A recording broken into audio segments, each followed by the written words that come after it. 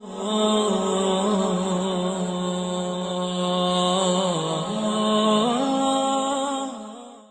اللہ صلی اللہ علیہ وسلم نے فرمایا کہ اللہ تعالیٰ ہر اس شخص کو سرسبز و شاداب رکھے جس نے میری بات کو سنا اور اسے دوسرے لوگوں تک پہنچایا۔ ہدایت القاری شرح صحیح البخاری جلد نمبر 1 حدیث نمبر 23۔ اعوذ باللہ من الشیطان الرجیم، بسم اللہ الرحمن الرحیم۔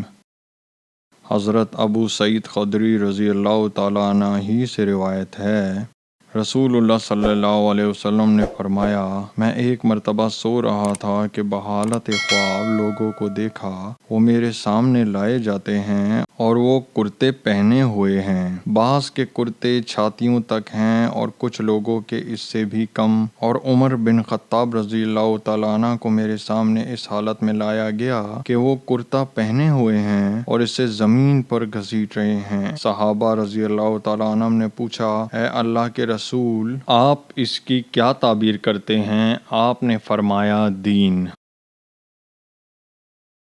ہدایت القاری شرح صحیح البخاری جلد نمبر 1 حدیث نمبر 24۔ اعوذ باللہ من الشیطان الرجیم، بسم اللہ الرحمن الرحیم۔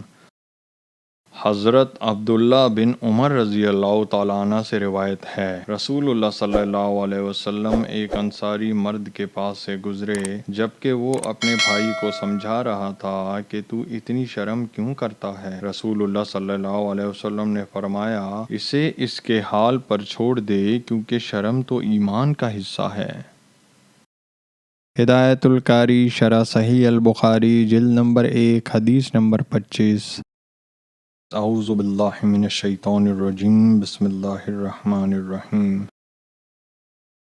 حضرت عبداللہ بن عمر رضی اللہ تعالیٰ عنہ سے روایت ہے، رسول اللہ صلی اللہ علیہ وسلم نے فرمایا، مجھے حکم ملا ہے کہ میں لوگوں سے جنگ جاری رکھوں یہاں تک کہ وہ اس بات کی شہادت دیں کہ اللہ کے سوا کوئی معبود حقیقی نہیں اور حضرت محمد صلی اللہ علیہ وسلم اللہ کے رسول ہیں، پورے آداب سے نماز ادا کریں اور زکوٰۃ دیں۔ جب وہ یہ کرنے لگیں تو انہوں نے اپنے مال و جان کو مجھ سے بچا لیا سوائے حق اسلام کے، اور ان کا حساب اللہ کے سپرد ہے۔ آئیے سب مل کر آپ صلی اللہ علیہ وسلم پر درود و سلام بھیجتے ہیں۔ اعوذ باللہ من الشیطان الرجیم، بسم اللہ الرحمن الرحیم۔ اللہم صلی علی محمد وعلی آل محمد کما صلیت علی ابراہیم وعلی آل ابراہیم انک حمید مجید۔ اللہم بارک علی محمد وعلی آل محمد کما بارکت علی ابراہیم وعلی آل ابراہیم انک حمید مجید۔ آئیے سب مل کر اللہ کی تعریف کرتے ہیں۔ سبحان اللہ والحمد للہ ولا الہ الا اللہ واللہ اکبر۔ آئیے اللہ سے مغفرت، رحم اور رزق مانگتے ہیں۔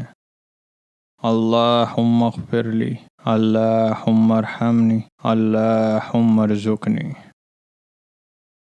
جب آپ کہتے ہیں اللہم اغفر لی، اللہ تعالیٰ فرماتے ہیں، میں نے تمہاری مغفرت کی۔